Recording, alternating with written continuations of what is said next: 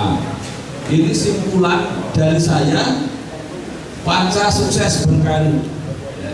Jadi kalau kita ingin sukses dalam berkarir, nomor satu apa? Kreatif. Jadi kalau orang tidak kreatif, bangun tidur masih bingung apa yang mau dikerjakan, itu berarti tidak kreatif.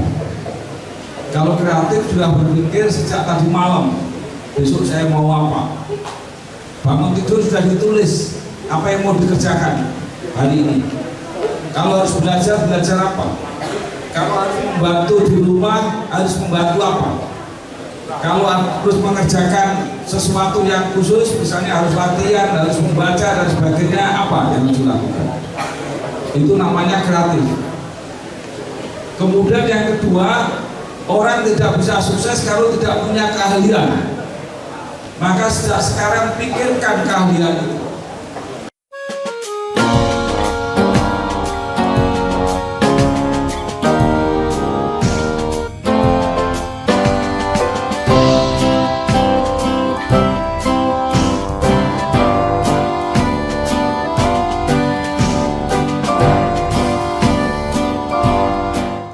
Saya Bambang Sadono, sekarang sedang berada di kuliner ayam bakar yang paling terkenal di Kecamatan Tunjungan, Kabupaten Blora. Ini namanya Bu Jami. Kulinernya adalah ayam bakar dan ayam goreng, Ibu.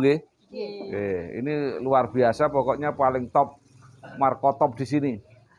Jadi kalau kita mau wisata ke Waduk Greneng, ini juga salah satu objek wisata yang terkenal di kecamatan ini. Jangan lupa mampir di ayam bakar, ayam goreng Bu Jami. Pokoknya luar biasa, maknyus katanya, betul nggih? Saya kira mari kita coba.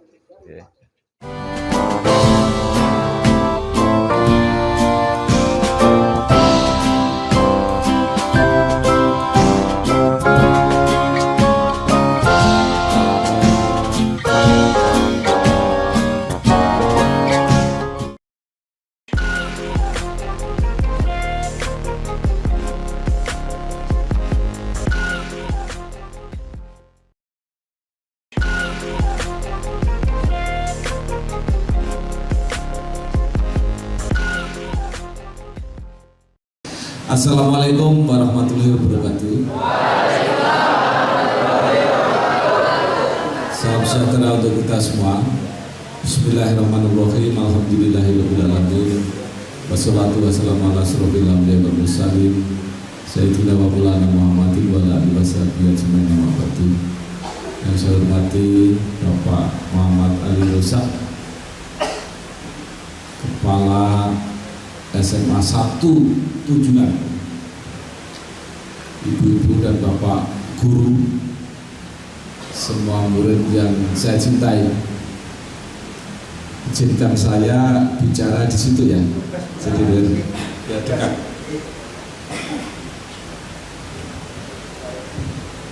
Sepanjang saya berbicara di mana-mana, inilah forum yang paling mengesankan bagi saya.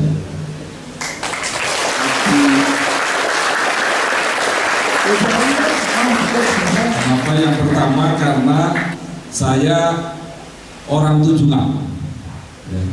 Maka ketika Pak Rosak bertanya kepada saya, kalau mengundang Pak Bambang itu honornya berapa?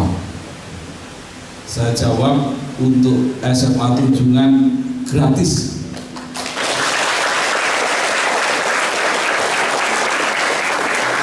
Bahkan saya sudah menyiapkan hadiah buku-buku nanti. Tapi saya nggak menduga orangnya segini banyak, jadi pasti nggak cukup. Nah, nanti gimana cara ngaturnya terserah Pak Kepala Sekolah. Saya lahir di sini, di Dukuh Jambangan, Desa Sukoharjo. Ada yang dari situ? Ada yang dari Sukoharjo?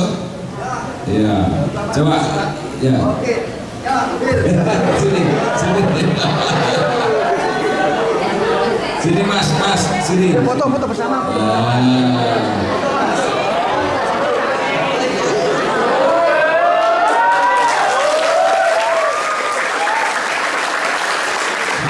Syukur-syukurnya mana? Mojo Bersapi, anaknya siapa? Putune Mbah Karmini. Ya ini berarti aku sebenarnya baik berarti. Tapi kita itu Mbak. Wah, Jambangan itu kan putrane sinten?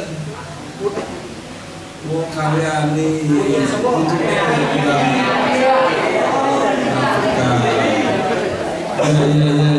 Ini tetangga saya sendiri ternyata. Sampai nonton sekolah betul. Sudah ngerti ya? Rumahnya mana? Sebelah mana? Sebelah pasar. Gempon matur pun. Silakan.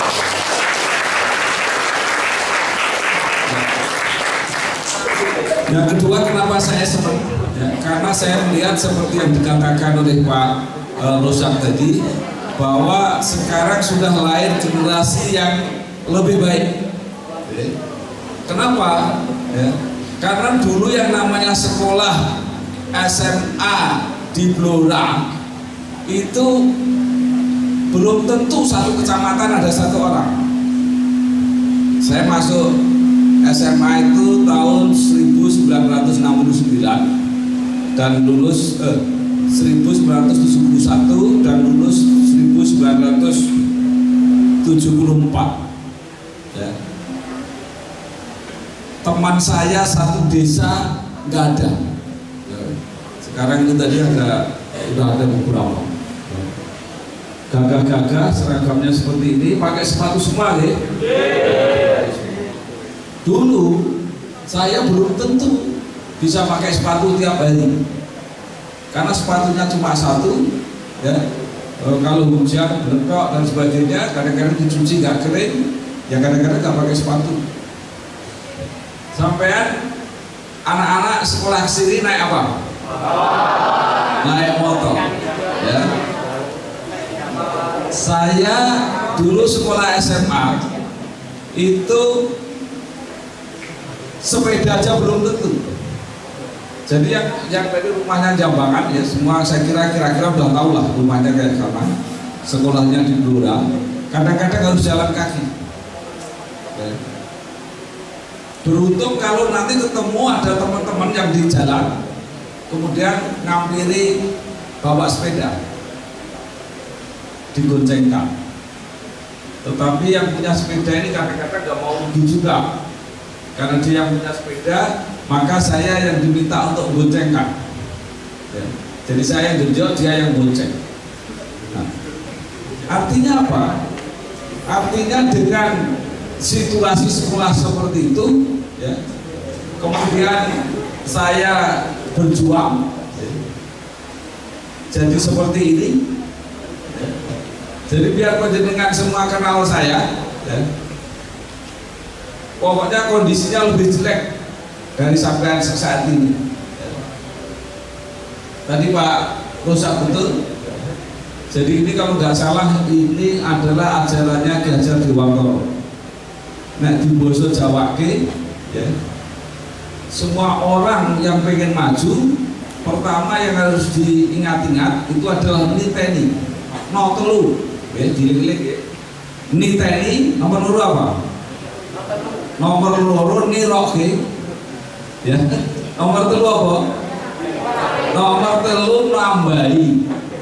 Jadi aja ngomong niteni kemudian niroke, nomor telu nambahi. Tegese luwih apik tinimbang sing mbok tiroke. Nah, itu intinya ini ya.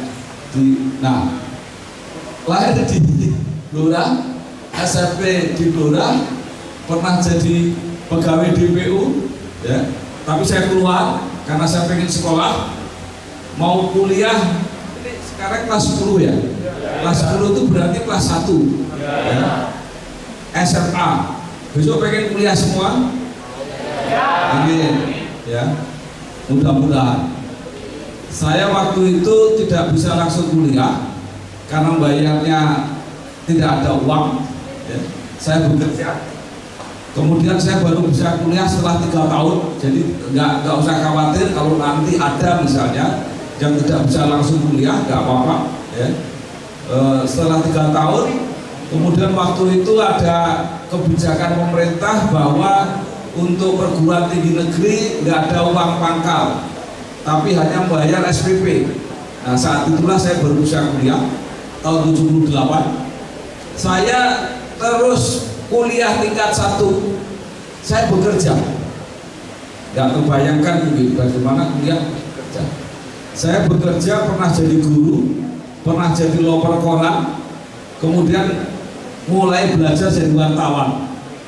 Tahun 78 saya mulai jadi wartawan, tapi tahun 1989, jadi dalam waktu berapa itu? 11 tahun. Ya. Saya sudah jadi wakil pemimpin redaksi Suara Merdeka. Zaman itu saya nggak tahu sekarang, Suara Merdeka adalah koran terbesar di Jawa Tengah. Ya. Yang mimpin adalah orang Blora. Ya. Di belakang saya nanti juga mau tepuk tangan. Silakan.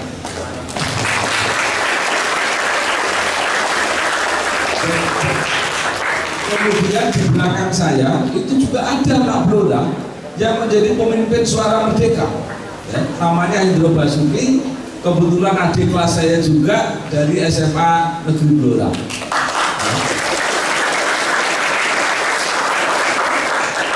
Jadi suatu saat siapa tahu di antara yang ada di sini, ya, entah besok jadi apa, ya, besok datang lagi ke sini cerita.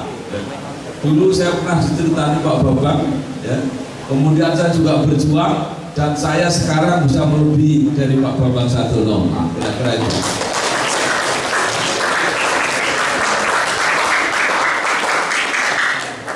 Saya kemudian setelah jadi wartawan, biar cepat ceritanya ya, saya jadi anggota DPR mulai 97. Ya. Saya jadi anggota DPR RI mulai 97, kemudian sampai 2009. Bilang tahun sampai ngitung ini. 2009 sampai 2014 saya jadi wakil ketua DPRD Jawa Tengah.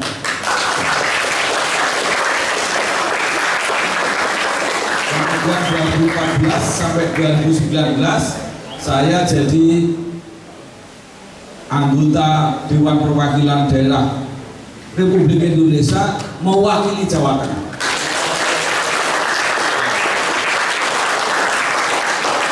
Sekarang yang paling menarik, setelah 2019 saya jadi apa coba? Ya betul, dosen. Tapi dosen itu uangnya cuma sedikit, gitu loh Bu ya. Gak tahu kalau Bu Guru, tapi kalau jadi dosen itu uangnya cuma sedikit, ya. Nah, saya kira-kira dapat uang dari mana? Ya, saya adalah host. Kalau istilah anak-anak muda, saya ini adalah YouTuber.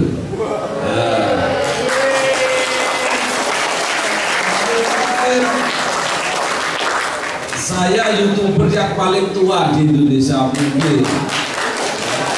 Karena usia saya sudah 65 tahun. Jadi seharusnya yang memanfaatkan teknologi digital ini adalah Anda sekalian, anak-anak muda ini. Ya. Nanti saya beritahu, saya buktikan bahwa saya seorang YouTuber. Ya.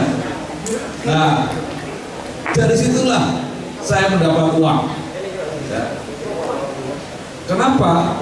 Karena saya mengambil bidang yang ada hubungannya dengan profesi saya yang dulu, yaitu bahwa semula saya wartawan, sekarang mengembangkan media, tidak lagi pakai koran, ya, tetapi media digitalnya sudah tersedia luar biasa, ya.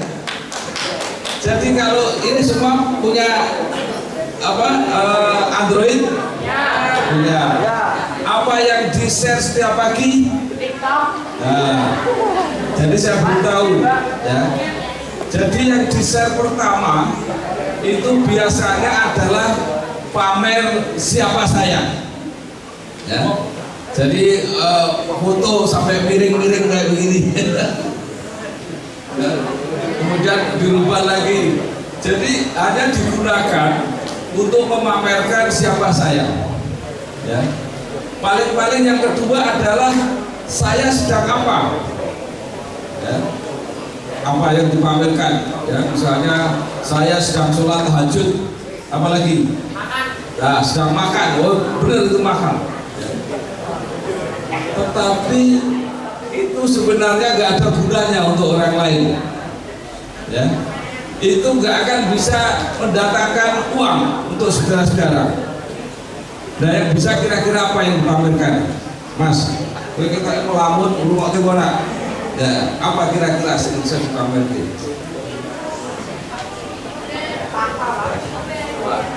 Pamer uang ke masyarakat, contohnya itu memberi uang gratis atau ya, kayu, memberi orang miskin bantuan, terus dimamerkan di bawah itu. Orang memamerkan uang itu kan yang punya uang. Anak sampean kira-kira memamerkan apa? Jadi yang dipamerkan itu seharusnya karya. Jadi tiap hari harus memikirkan apa yang bisa kita pamerkan pada orang lain. Terserah Anda mau memamerkan apa, ya. Apakah punya peternakan jangkrik misalnya, ya. Siapa tahu ada orang yang pengen tahu, ya. Ada mungkin Anda menemukan rumus untuk mengerjakan matematika dengan lebih cepat misalnya, silakan apa saja, tetapi kira-kira yang berguna untuk orang lain, ya. Nah, saya memamerkan wawancara saya dengan tokoh-tokoh. Ini yang saya namakan jurnalistik tokoh. Nah, dari situ kita bisa belajar bagaimana menjadi orang semacam itu, ya.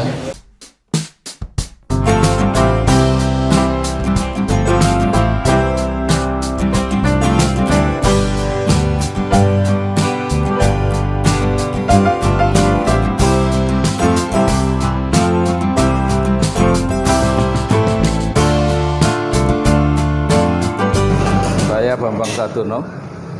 Saya sekarang sedang berada di warung Pak Gendut. Ini menunya nasi goreng, mie godok. Ini mie godok, mie goreng dan nasi goreng yang terenak di Kabupaten Blora. Kalau tidak percaya, silakan coba sendiri.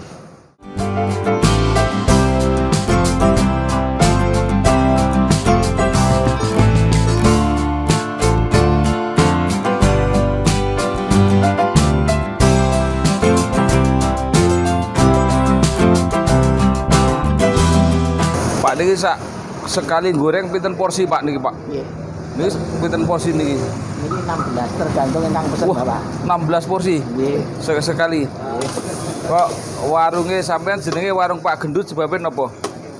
Dadi kon niku nggih kiai mriki Napa? nek Pak Gendut tadi. Oh, jadi Pak Gendut niku karena sampean gendut ngoten maksudnya? Kemungkinan saged Nah terus sing bener jenenge asli sinten Pak?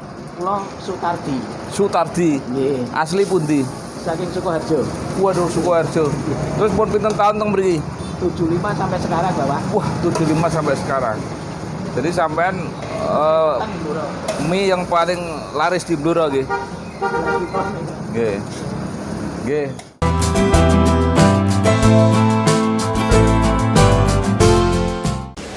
Nah, suatu contoh ini pernah saya wawancarai. Kenal ini siapa? Ya, jabatannya apa Pak Muldoko? Coba. Jenderal. Jenderal itu kan pangkat pertamanya, jabatannya apa Mas? Jenderal Pak. Panglima udah pensiun. Nah, ini suatu contoh bahwa saudara-saudara tidak mengikuti perkembangan. Ini adalah Kepala Staf Presiden KSP. Ya.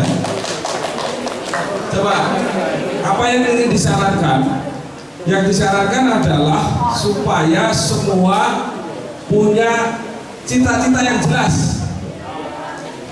Sampai cita-citanya jadi apa?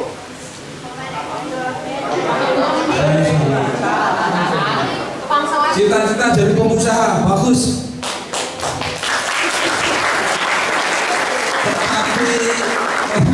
Tetapi kalau cita-citanya itu nggak jelas, juga mencapainya susah. Ya. Pengusaha apa dong?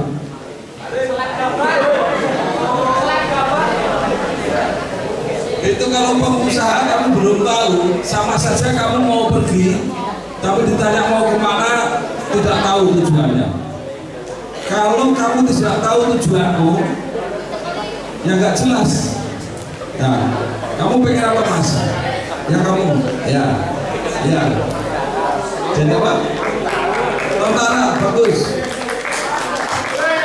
Jadi kalau ada orang sudah punya cita-cita jadi tentara, ya kalau rodo nek delok potongannya rodo berat gitu ya.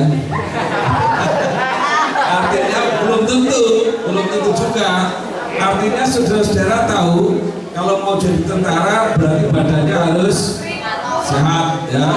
Kalau sekarang kurang, itu sekarang harus latihan. Itu kira-kira perlunya kenapa cita-cita harus jelas. Kalau kamu mau ke Semarang, itu tentu nanti jalannya beda kalau dibandingkan kamu ingin ke Surabaya. Jadi orang tahu kalau ke Semarang ya melakukan ulon, ya toh? Kalau ke Surabaya itu melakukan. Nah itulah kenapa orang cita-cita harus jelas, harus belajar terus, ya.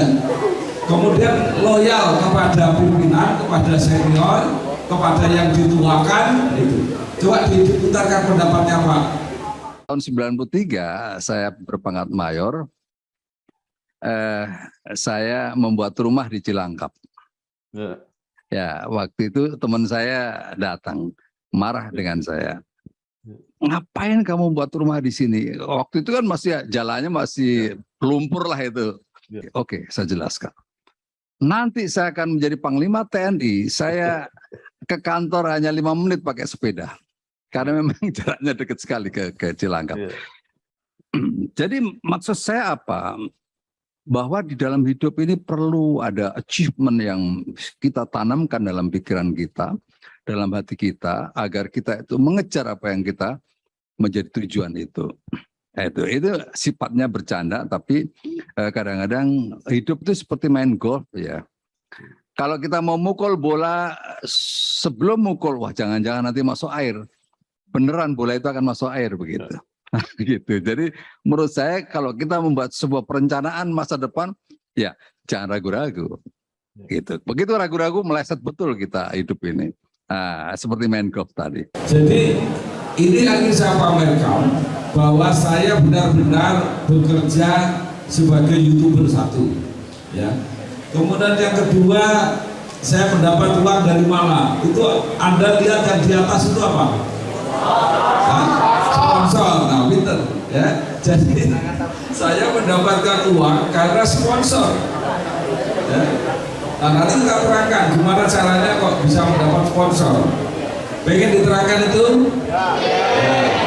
Tapi yang tadi menarik adalah ketika pangkatnya mayor itu sudah membuat rumah di dekat markas besar TNI. Ya. Padahal mayor dan jenderal itu jauh sekali dan orang belum tahu kalau akan jadi panglima.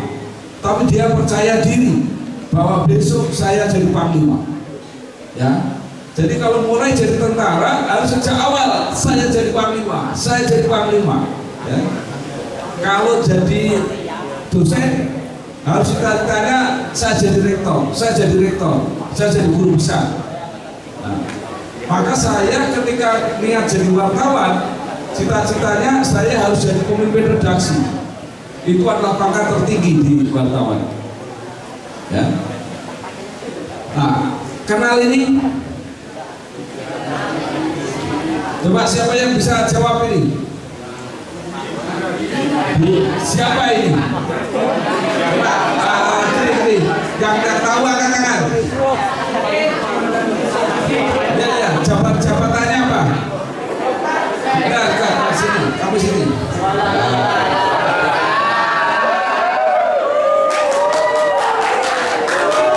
Namamu siapa? Dimas Danwijaya. Dimas Danwijaya. Rumahnya mana? Kenal Pak Purwanto?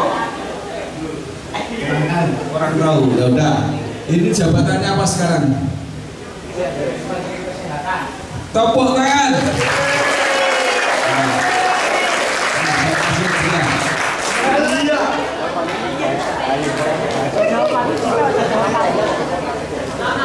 Ini hadiahnya unggulan puisi Sumpah Setiakin.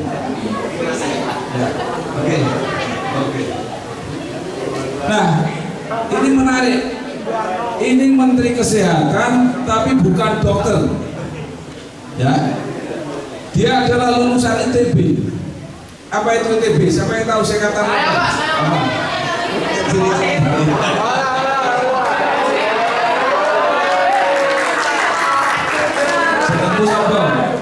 Ahmad Bayu Nurbalit, Pak. Rumahnya mana? Rumahnya Pendem tambah aja ya. ITB singkatan apa? Institusi Teknologi Bandung. Institusi Teknologi.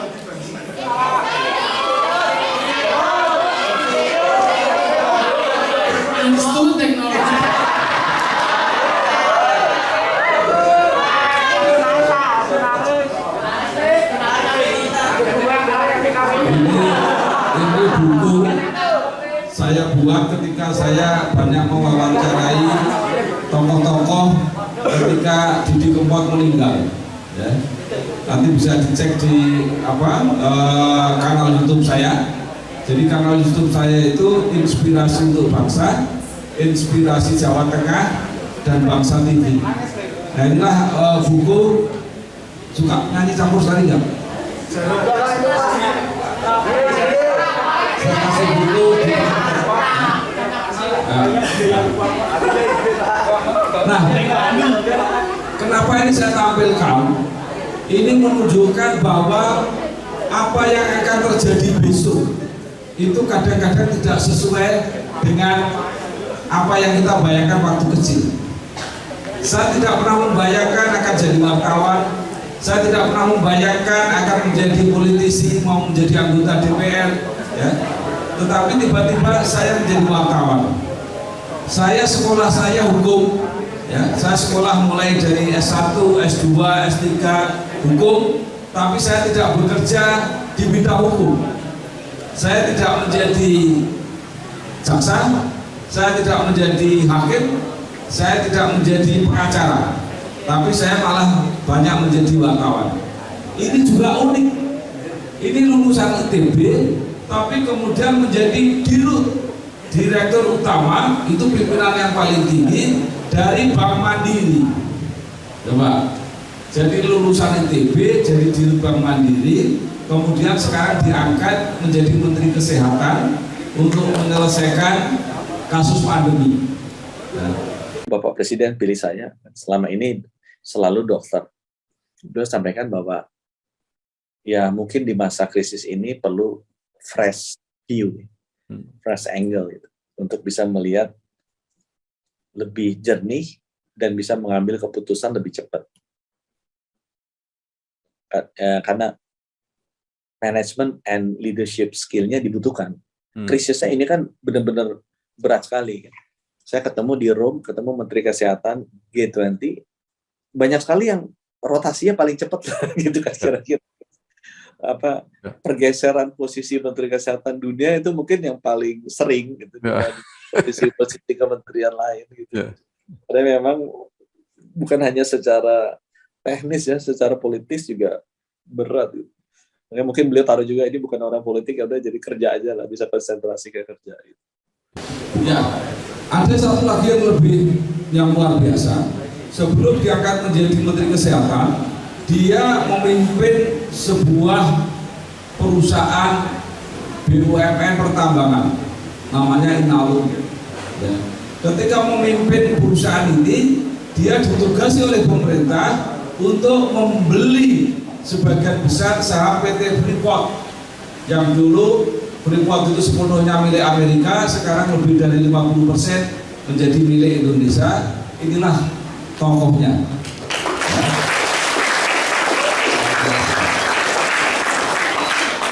Itulah senangnya jadi wartawan. Jadi bisa wawancara, banyak bisa wawancara dengan menteri, ya. Tadi dengan KSB-nya presiden. Nah, selanjutnya siapa yang kita lihat? Nah, ini siapa ini? Sunarso.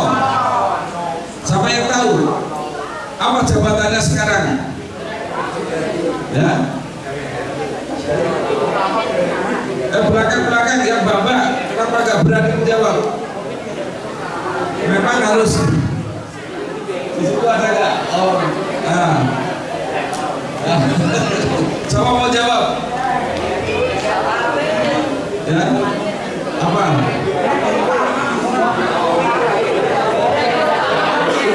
Ya, jadi ini adalah direktur utama Bank BRI. Jadi bank terbesar di Indonesia. Ini jadi direktur utama. Ini saya wawancarai. Nah, ini saya salah satu bocorannya. Kenapa di dalam kanal YouTube saya disponsori oleh Bank BRI? Karena saya wawancara dengan direktur utamanya. Ya, jadi itu salah satu kiatnya. Yang menarik apa? Coba kira-kira kalau jadi dirut Bank BRI itu sekolahnya apa? Apa? Perbankan. Tetapi ternyata ini sekolahnya apa? Nah, sekolahnya ini adalah IPB. Singkatan apa? Institut Pertanian Bogor. Karena itu tadi sudah saya sampaikan, tidak usah terlalu terpaku sekolahnya apa. Jadi Anda nanti bisa sekolah ITB, bisa sekolah IPB, bisa sekolah Undip, bisa sekolah UNER, bisa sekolah UNS, bisa macam-macam. Tapi jadinya itu tergantung dengan bakatnya masing-masing.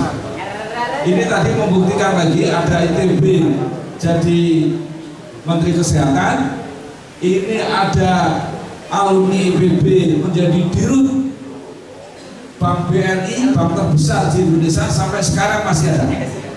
Nah, kiatnya gimana dia mencapai sukses? Coba kita. Kembali lagi yang paling hakiki adalah tadi itu. Dalam kita ditempatkan di mana saja, pertama kali kita itu harus menganalisa. Sebenarnya pasti ditempatkan di mana saja ada challenge, ada tantangan gitu. Tapi kita harus benar-benar mempelajari sampai mengetahui struktur dasar permasalahan gitu. Dan baru kita bisa mencari jawaban. Jadi kalau sekarang saya dianugerahi berbagai penghargaan segala macam, itu kan orang bilang sukses. Dan sukses itu apa? Tapi sukses menurut saya bukan menjadi direktur, bukan menjadi dirut, bukan menjadi apa gitu. Sukses menurut saya adalah tepat merespon challenge. Dan untuk bisa tepat merespon challenge, kita itu harus tahu struktur dasar challenge itu sendiri apa, seperti apa. Struktur dasar permasalahan sendiri itu apa. Dan dari struktur dasar permasalahan itulah kita ketemu nanti jawabannya ini. Dan kemudian jawabannya tepat, maka dapat 100 gitu, dapat A gitu ya. Dapat A itulah kemudian dapat penghargaan, berbagai penghargaan itu. Kira-kira seperti itu. Tadi sudah saya katakan, itu kan ada di pojok, ada logonya BRI. Ini berarti video ini disponsori antara lain oleh BRI. Ya. Jadi apa tadi sebenarnya orang sukses itu? Orang sukses itu tergantung apa tantangannya. Kalau dia bisa menjawab, nah itulah dia berarti sukses. Kamu kok ketoknya sedih banget? Ngantuk.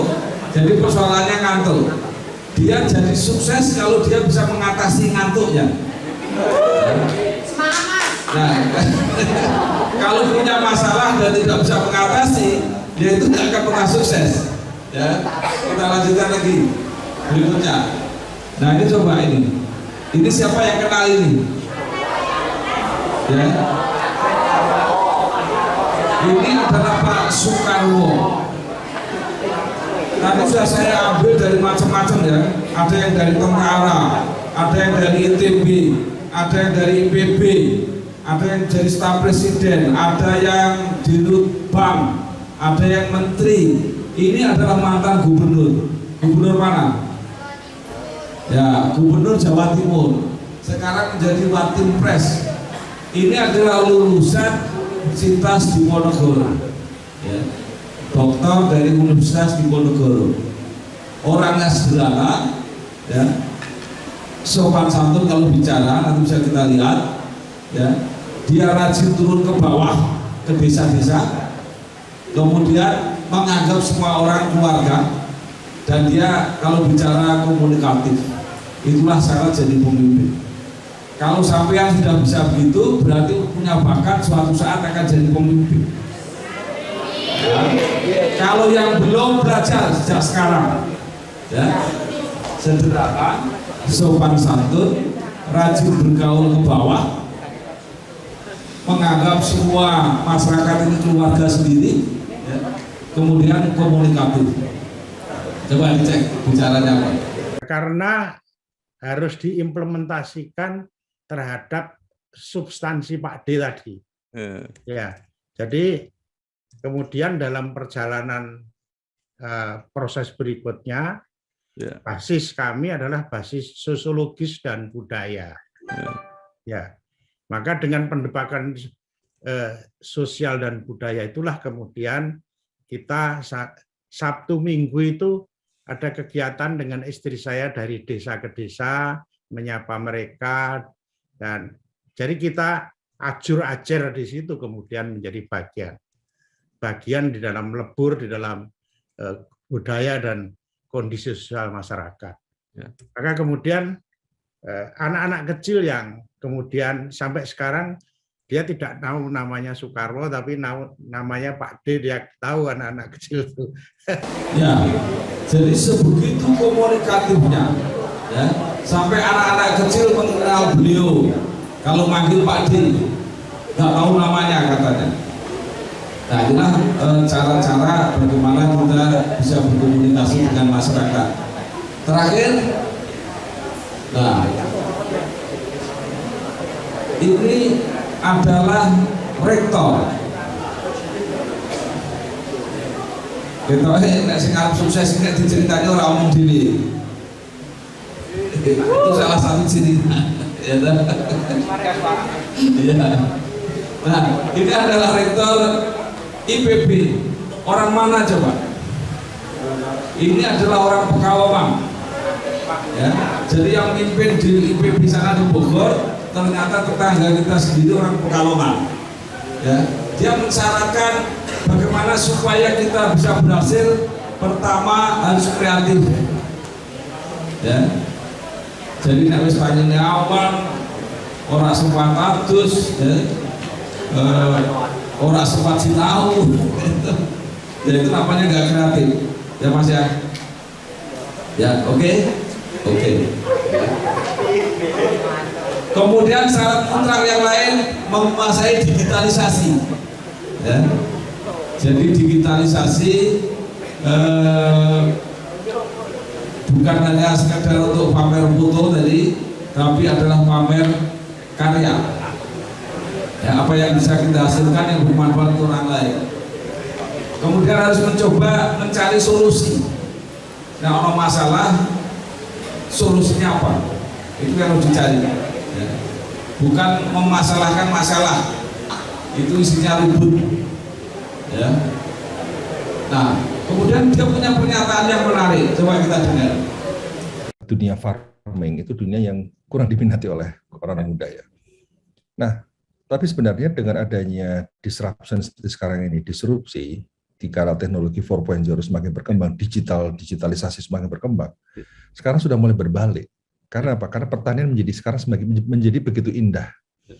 Karena sekarang orang bicara tentang kreativitas, bicara tentang memberikan solusi atas masalah-masalah yang ada. Jadi anak-anak sekarang beda dengan anak zaman dulu. Sekarang itu orang sudah mulai mau berbisnis di bidang pertanian banyak sekali. Coba kita lihat startup baru dalam bidang pertanian itu anak-anak muda semua, Pak. Anak-anak muda semua. Dan itu anak muda yang umurnya masih 20 tahun ke atas, masih di bawah 30 tahun. Itu mengembangkan bisnis-bisnis besar dalam bidang pertanian dengan cara-cara baru, dengan pendekatan baru. Ini yang menurut saya menjadi harapan kita ke depan. Justru yang menjadi persoalan kita adalah bagaimana siapa yang akan mengisi next generasi untuk pertanian padi. Nah, jadi saudara-saudara sekalian, sekarang itu mulai mekanisasi pertanian. Jadi kalau bertani sekarang nggak usah mikul, zaman dulu ada mikul luku itu ya, pakai sapi. Sekarang sudah banyak traktor. Ya. Kemudian juga pertanian macam-macam, bisa pakai hidroponik. Ya. Jadi membuat sayur tidak mesti harus ditanam di lahan yang luas, bisa di pot-pot kecil itu bisa. Nah, ini menurut Pak Alif Satria itu sekarang sudah terjadi. Dan beliau adalah prihatin kalau nanti nggak ada yang meneruskan pertanian padi di sawah. Ya. Ini aja sudah kita sering impor beras. Nanti suatu saat kalau tidak ada yang meneruskan, maka kita akan impor lebih banyak dari luar negeri. Oke, saya sudah tampilkan contoh-contoh banyak yang tadi, maka aku melihat, jadi saudara-saudara bisa melihat itu bisa dengan membaca, ya, bisa dengan nonton tayangan, ya. Kemudian setelah itu kita bisa meniru, meniru. Kalau visi itu apa artinya?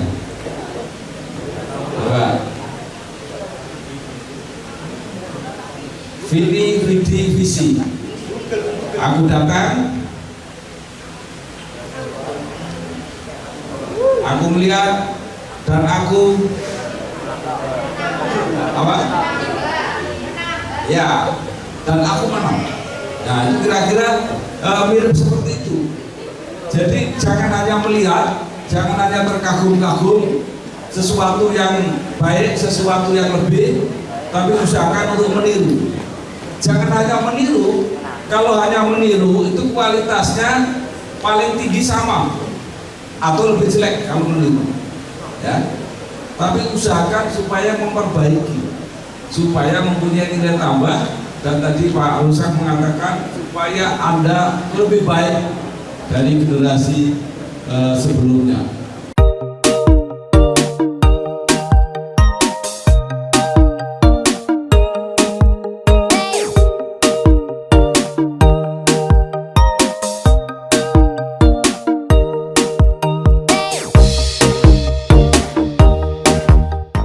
Saya Bambang Sadono. Saat ini saya sedang bersama Pak Yoyo, pemilik Resto Sasmaya dan tempat pertemuan yang bisa dimanfaatkan di Jalan Diponegoro Cepu, Pak ya? Iya, Jalan Diponegoro Gang 5. Ya, Jalan Diponegoro Gang 5 Cepu. Saya bersama-sama dengan Bapak dan Ibu yang mengisi kuliner di Resto Sasmaya ini. Ada yang menjual manyung, rica-rica, bebek, ayam goreng, ada yang soto Semarang ya, di Cepu tapi sotonya soto Semarang. Ada juga yang pecel, rawon, ya penyetan, pokoknya komplit. Kalau sampai ke Cepu jangan lupa mampir di Sasmaya. Dan yang membutuhkan tempat pertemuan bisa juga datang ke sini. Ya, terima kasih. Saya Bambang Sadono, Bangsa TV, inspirasi Jawa Tengah dan inspirasi untuk bangsa.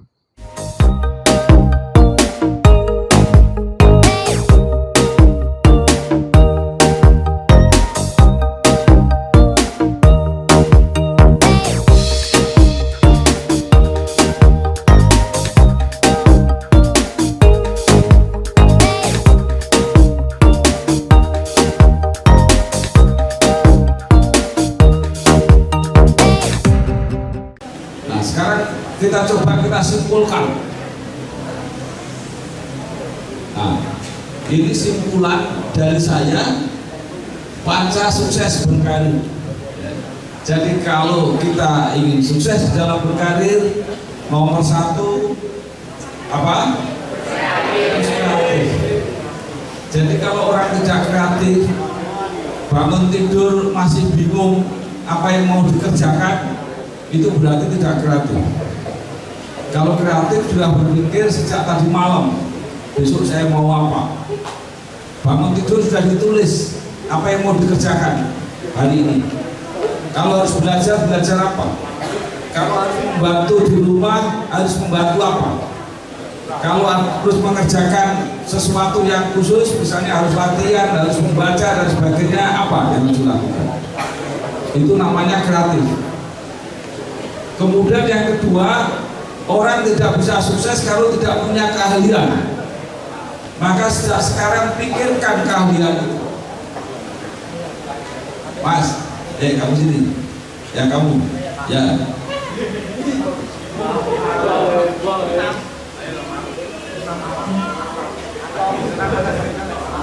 Walaupun seperti ini, siapa tahu ini bisa loh. Yang aneh-aneh kayak begini ini malah yang bisa sukses loh.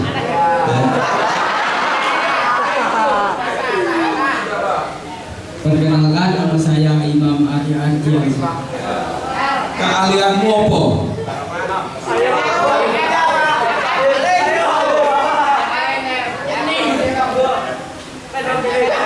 Main game sama olahraga, Pak.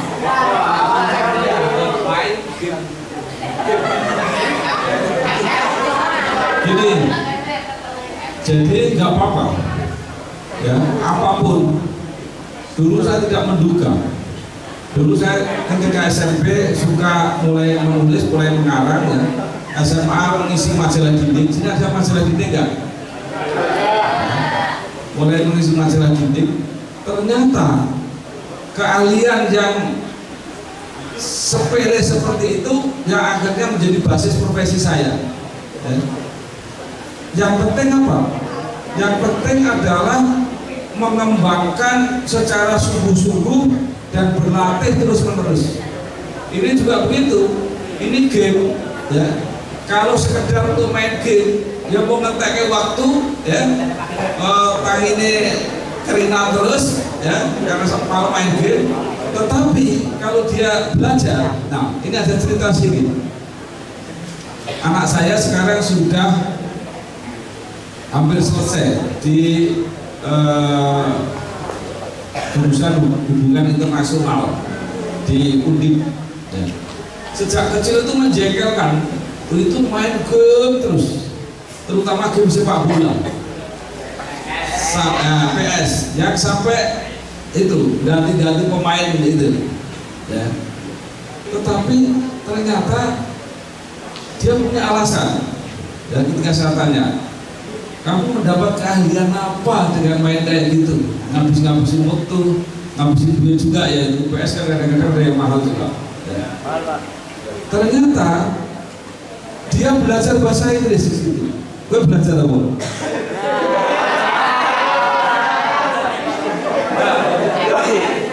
Jadi dia belajar bahasa Inggris, ya. Itu karena semua apa namanya? Itu pakai bahasa Inggris. Dia terpaksa belajar bahasa Inggris dan hasilnya pada waktu SD. Pada waktu SD disuruh supaya dia les bahasa Inggris oleh ibunya. Kamu les bahasa Inggris, oke?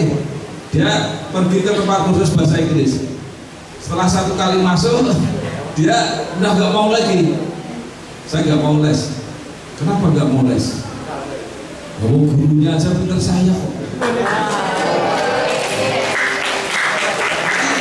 Ini saya nggak tahu kalau dia mau betul main game sambil belajar bahasa Inggris, ini luar biasa. Nah, yang kedua, saya tadinya juga nggak percaya ini anak bisa bahasa Inggris betul apa enggak. Ya. Ujian SMA selesai, itu kan ada beberapa yang dianggap juara apa ya, mata kuliah pelajaran favorit itu ya. Kalau ujian saya lupa apa saja, apa matematika, mungkin bahasa Indonesia, mungkin bahasa Inggris dan sebagainya. Ya, mau diumumkan, kami orang tua dipanggil ke sekolah. Saya dengan ibunya ini datang ke sekolah. Ya. Tidak diumumkan, ya. Tiba-tiba disuruh maju, Pak Bambang ini putranya itu mendapat salah satu nilai apa ya, ujian akhir itu apa namanya? UAS betul. Ya, pokoknya ujian yang terakhir itu nilainya bulat 10.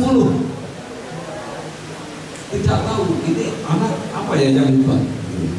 Ternyata setelah diberitahu anak bapak ini mendapat nilai 10 untuk bahasa Inggris.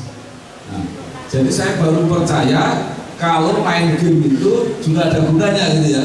Ya, tapi belum tentu kamu kan. Enggak, mudah-mudahan ya. Yang ingin saya sampaikan apa? Kita boleh punya hobi apa aja, olahraga boleh, main game boleh, pertanian boleh, seperti saya misalnya jurnalistik boleh. Tetapi yang penting itu dipelihara sungguh-sungguh, ya, diniati sungguh-sungguh. Oke, setuju? Ya, setuju. Ya. Nanti saya panggil lagi, saya kasih hadiah buku bareng-bareng banyak. Oke ya? Ya. Jadi yang kedua, orang harus punya keahlian. Yang ketiga, harus punya jaringan. Bahasa Inggrisnya network. Nah, kowe ra duwe kenalan apa-apa, mbok kowe pinter, kowe punya keahlian, kamu kreatif, mau ditawarkan pada siapa? Nggak bisa. Kenapa kanal YouTube saya banyak yang mau diwawancarai? Karena saya sebelumnya jadi wartawan, saya menjadi politisi, saya jadi anggota DPR, jadi anggota DPD, kenalannya banyak. Itulah yang membuat jaringan. Jadi jangan lupa ya, kreatif, punya keahlian. Ketika punya apa mas? Ya, ya, nggak konsentrasi. Ketiga harus punya jaringan, punya network. Langkahnya oke. Ya. Saya praktis menjalani karir sampai saat ini modalnya lemah. Jangan lupa, pokoknya konsolnya putus ada. Ya. Kenal Pak Ali Rozak ini juga nggak kenal langsung, kenal lewat WA aja sebelumnya. Ternyata ini adalah kakaknya, ada seseorang namanya juga Muhammad Ali, kalau nggak salah itu adiknya beliau, itu pernah bekerja di saya, jadi penulis. Ya. Menulis buku, karena kita tunjukkan itu buku-buku yang sudah pernah saya buat itu banyak sekali, termasuk adiknya Pak Ali Rozak. Tapi agak tidak beruntung, beliau sudah dipanggil lebih dulu. Ya. Kemudian harus punya kemampuan manajemen, kemampuan ngatur. Ya. Semua orang, semua wartawan bisa nulis, punya bakat, kreatif. Tapi kalau nggak bisa ngatur, tidak bisa jadi pengusaha. Ngatur orang, mimpin orang, ngatur uang, ngatur alat-alat, ya. Itu perlu manajemen. Ya. Jadi bekerja apapun perlu manajemen. Ya, yang di belakang ya. Ini kenapa mbak-mbaknya lebih banyak? Memang begitu atau seperti apa ini? Ya, makanya berarti jumlah perempuan lebih banyak dari laki-laki. Bahaya kan gitu. Nah, dan sebenarnya syaratnya 4 ini. Tetapi syarat yang kelima ini yang berhubungan dengan nasib. Ya. Coba kamu tak tanya sini, kamu. Iya. Ini penting, nanti diingat-ingat. Banyak orang yang sekolah banyak sekali. Banyak orang yang pinter banyak sekali. Mungkin yang kreatif juga banyak sekali. Tetapi kenapa yang berhasil tidak banyak sekali?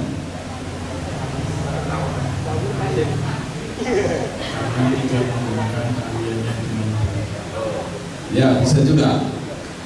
Tapi dengan singkat bisa dikatakan nasibnya yang beda. nasibnya tidak baik. Nah sekarang pertanyaannya, ya, bagaimana supaya nasibmu baik?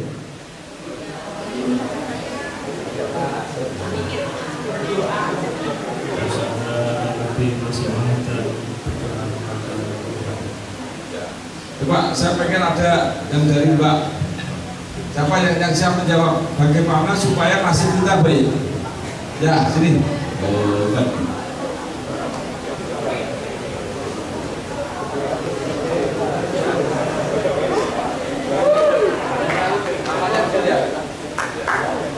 Perkenalkan, nama saya Fitri Arismawati dari kelas 10. Dari mana saya? Di Sambut.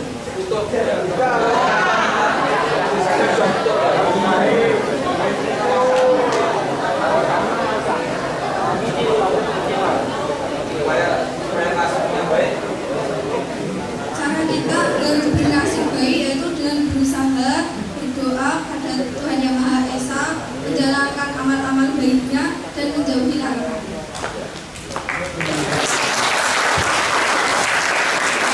Intinya begini, ya, supaya Mbak siapa tadi? Mbak Fitri dekat dengan masalah.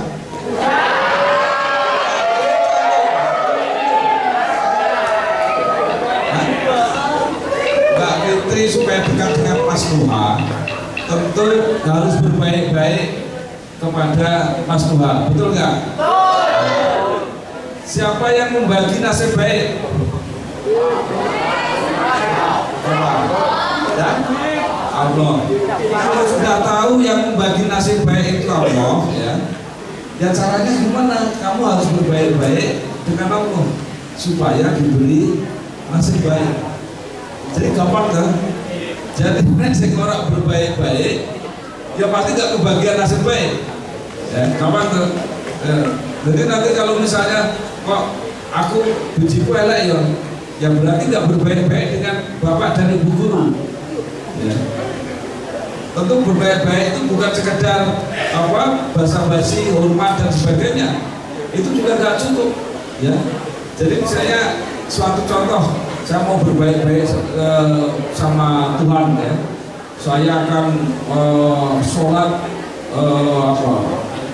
setengah hari, sholat terus, akan berdoa sampai sehari 1000 kali misalnya. Bukan begitu caranya. Jadi kalau akan membuat senang orang, itu bukan sekedar bersuah kok bukan. Gimana caranya? Lakukanlah apa-apa yang disenangi oleh orang itu. Jadi kalau akan dekat-dekat dengan Tuhan, tidak cukup hanya dengan berdoa. Kalau cukup dengan berdoa, semua orang bisa nggak berdoa? Berdoa itu gampang, semua orang bisa. Tetapi yang penting adalah melaksanakan apa yang dikehendaki oleh Tuhan, itu masalahnya. Ya.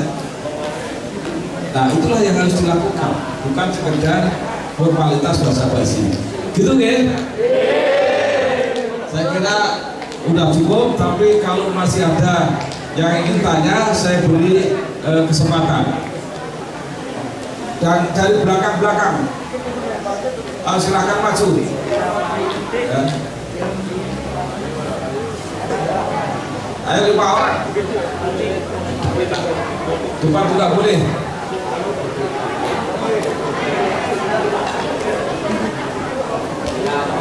Ayo, jangan malu-malu.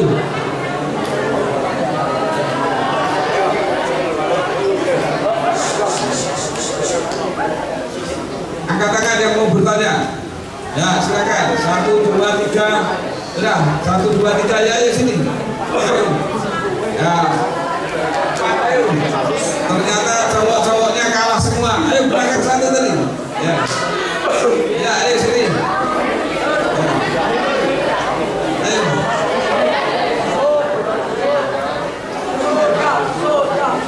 Ada lagi? Nanti pertanyaan dijawab bareng-bareng. Sekarang silakan bertanya satu persatu. Assalamualaikum warahmatullahi wabarakatuh.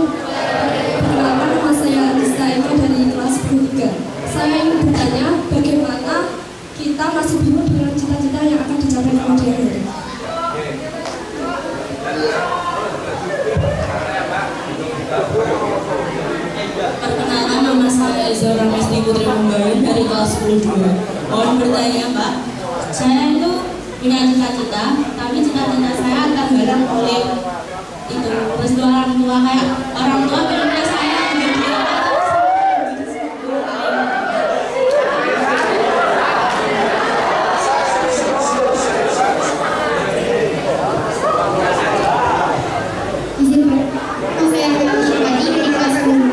Jadi di sini saya mau bertanya, kan itu tadi Panca Sukses Bukarir salah satunya adalah membangun jaringan. Gimana sih caranya untuk kita bisa membangun jaringan yang luas dan jaringan yang kita?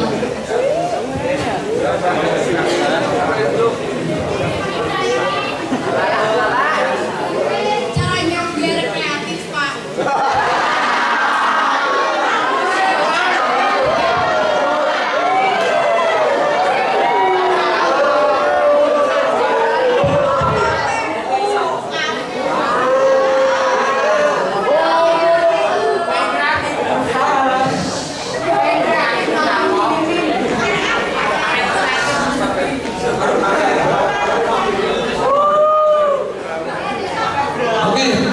Saya jawab ya, ini menarik pertanyaan ini.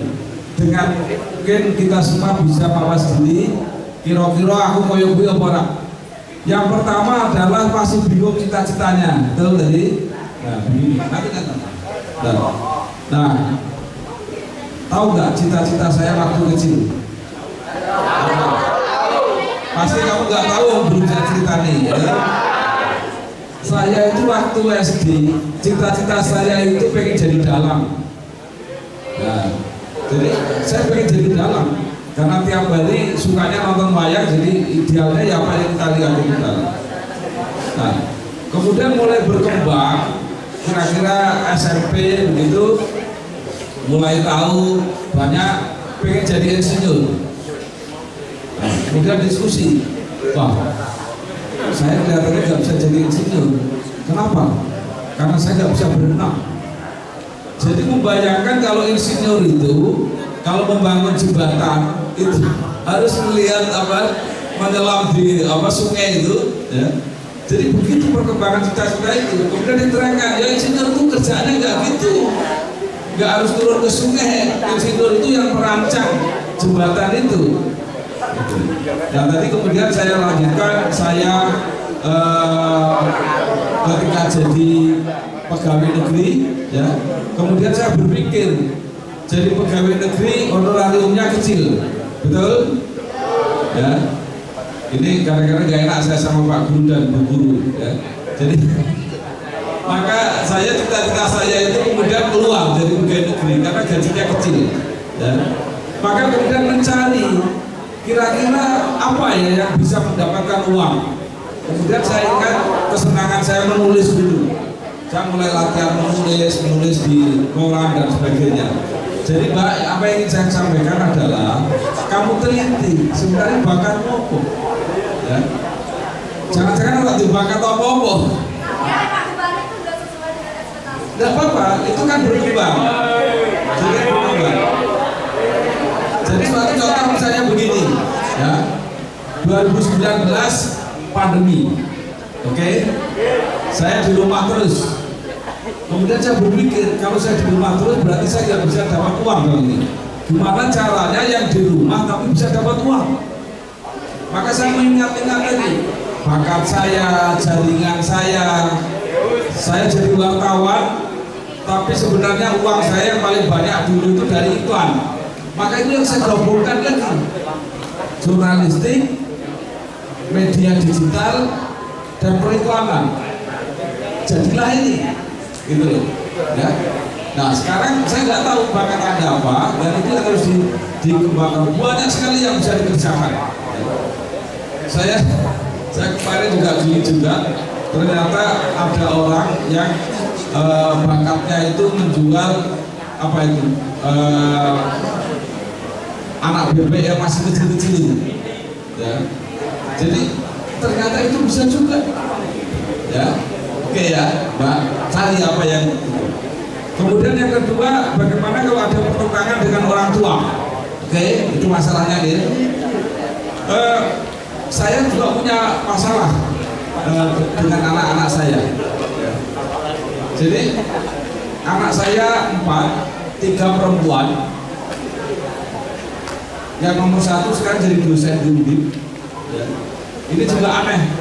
Saya ajari jadi menulis, dia nggak mau. Pokoknya saya nggak ingin seperti bapak.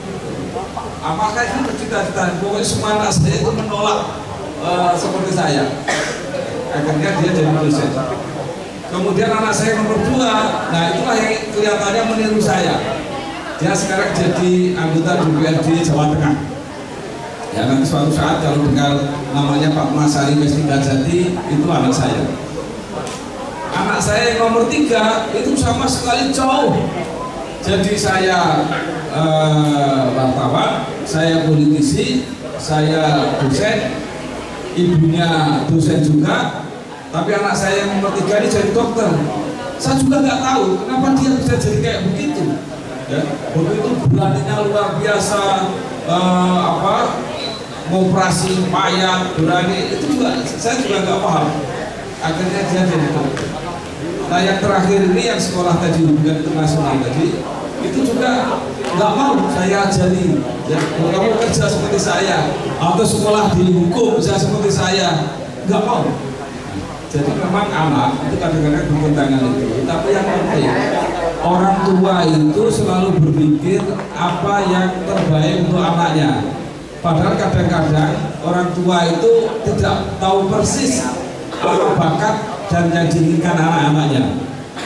Nah maka caranya adalah diskusi baik-baik. Kalau misalnya cita-citanya beda, yang diterangkan baik-baik.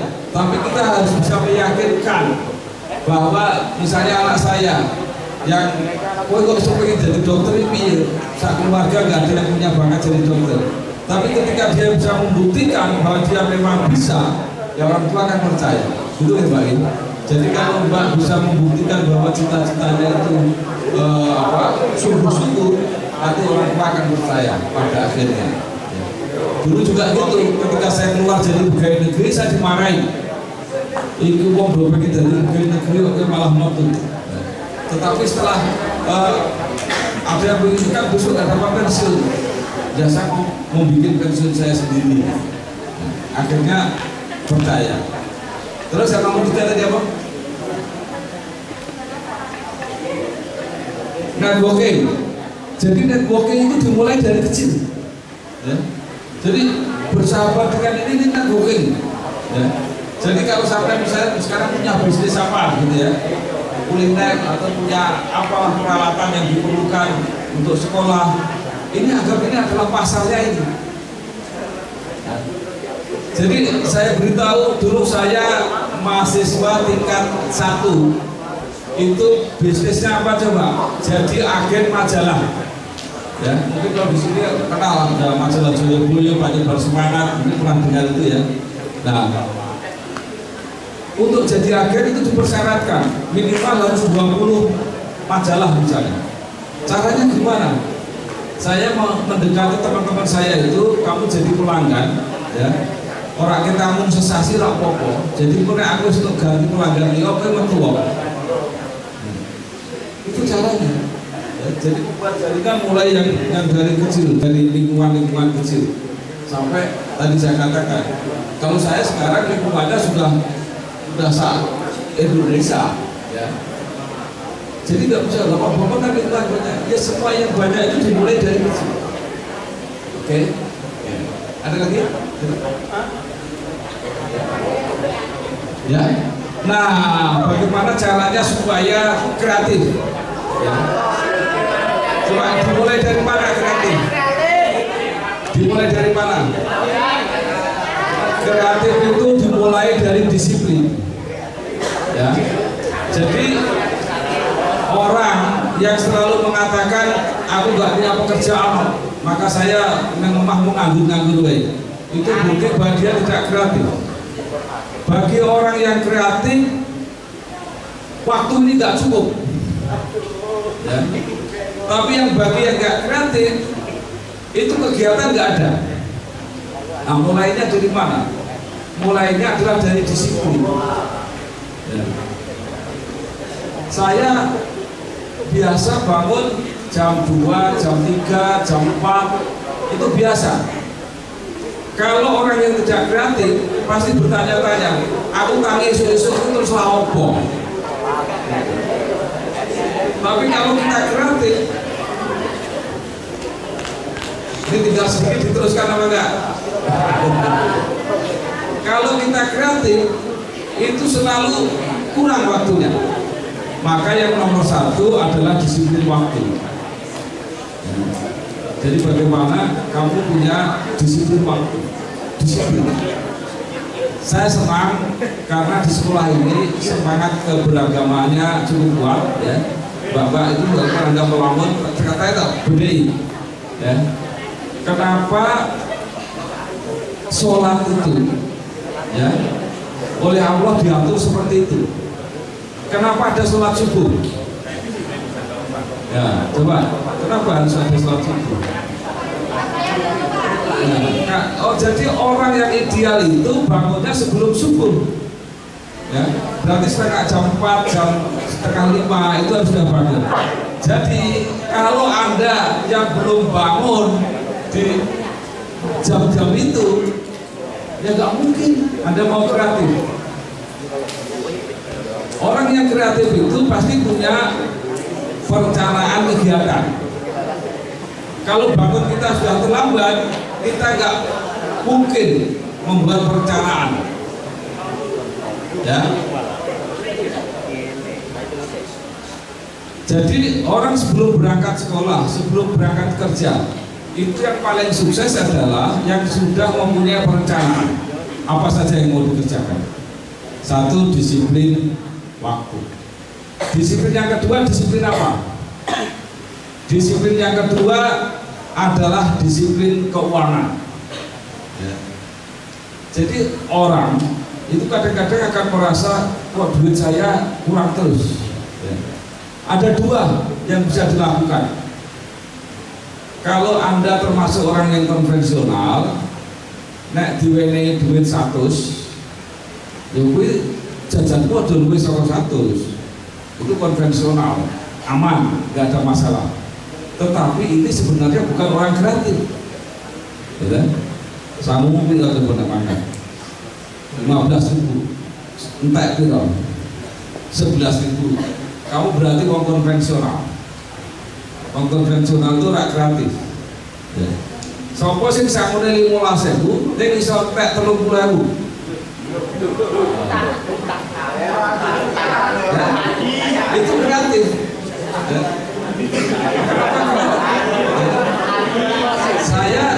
Saya tidak pernah begini, ini ada ilmu roda tua seni, ya.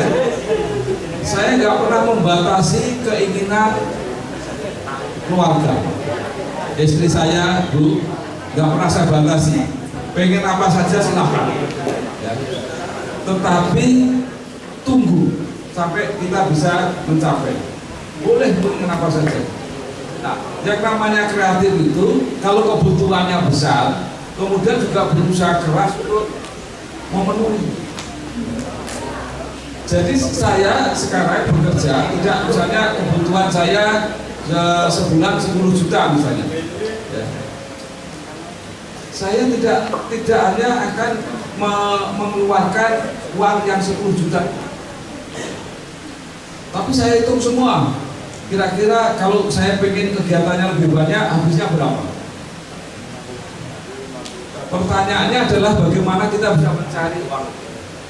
Jadi orang yang semakin kebutuhannya besar dan makin berusaha keras, itu adalah orang yang kreatif, ya. Itu disiplin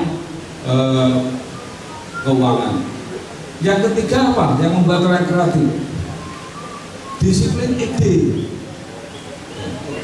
Saya udah bilang sama anak-anak saya, ya, yang saya beritahu, kamu lihat pekerjaan ini apa yang dilakukan, ini sekarang sudah mulai dapat uang. Persoalan kita apa sekarang? Persoalan kita adalah membuat kegiatan ini makin banyak supaya makin banyak uang yang bisa kita terima. Itu disiplin apa namanya? Disiplin ide, ya. Jadi ide kita harus tiap hari dikembangkan terus. Dan itu Mbak ya, tadi yang tanya tentang disiplin ya. Jadi ada disiplin waktu, disiplin keuangan. Jadi kalau misalnya kamu nanti jadi orang tua, kalau anaknya minta ini jangan dilarang, biar aja. Kamu pengen bentar, ya, Bapak cari uang dulu. Ya. Besok kalau kamu tak kasih, ya. Jadi nggak apa-apa. Pengen cita-cita apa saja nggak apa-apa. Ya. Nah itulah yang menyebabkan kita maju itu karena banyak keinginan. Besok kalau sudah punya suami, kalau suaminya disambati satu ini macam-macam aja, beritahu Pak Bambang nggak dulu caranya ngajari. Ya, caranya ngajari ini mas-mas ya, kalau punya istri besok, kalau istri minta apapun jangan ditolak, paling-paling disemayani. Sabar ya, bentar lagi. Itu akan membuat suami-suami ini kreatif.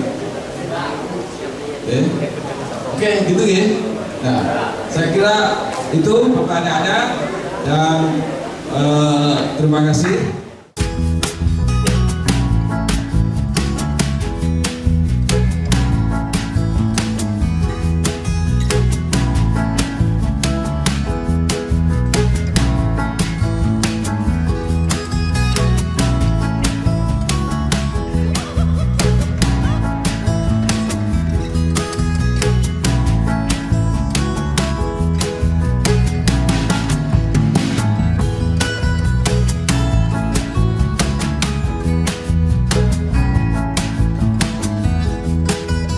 Saya Bambang Sadono, saya bersama Pak Kades Kentong, Pak Mutahar, berada di rumah makan Warung Jendil yang sangat terkenal di Desa Kentong, Pak ya, milik Bu Nur, yang larisnya bukan main hari ini.